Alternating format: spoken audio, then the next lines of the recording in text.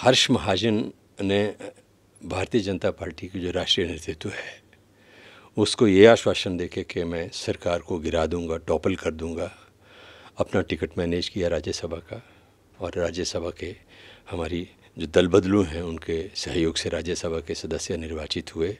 लेकिन जो उनका एक आश्वासन था भारतीय जनता पार्टी के राष्ट्रीय नेतृत्व को हिमाचल की सरकार को तोड़ने का, उसमें वो असफल हुए।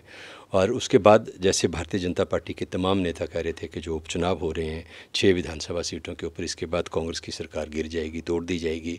तो इन चुनावों के जो परिणाम आए 6 में से 4 सीटें हमने जीती और 34 से हम 38 हो गए।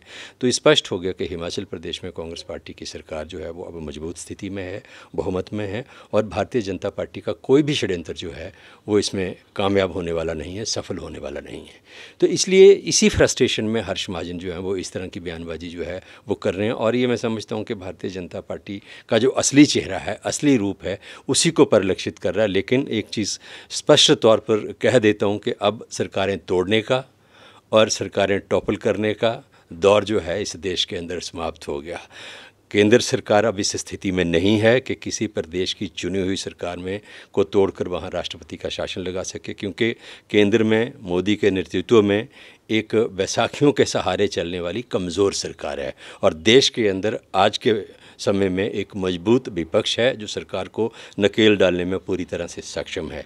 हर्ष महाजन के विषय में इतना कहना चाहता हूं कि उन्होंने ये भी कहा कि मुख्यमंत्री अनुभवहीन है। अगर मुख्यमंत्री अनुभवहीन होते तो भारतीय जनता पार्टी के तमाम नेतृत्व ने जो प्रयास हिमाचल प्रदेश में सरकार को तोड़ने का किया उसमें कामयाब हो जाते।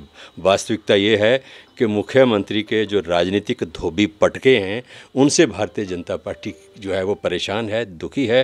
कांग्रेस पार्टी की सरकार मजबूती के साथ हिमाचल प्रदेश में काम कर रही है, आने वाले समय में भी करेगी। और एक चीज़ और जोड़ दूं कि हर्ष महाजन को कांग्रेस पार्टी ने बहुत बड़ा स्थान सरकार के अंदर, संगठन के अंदर दिया और एक जैसे माँ बच्चे का पोषण करती है उसी तरीके से कांग्रेस पार्टी ने हर्ष महाजन का राजनीतिक पोषण किया।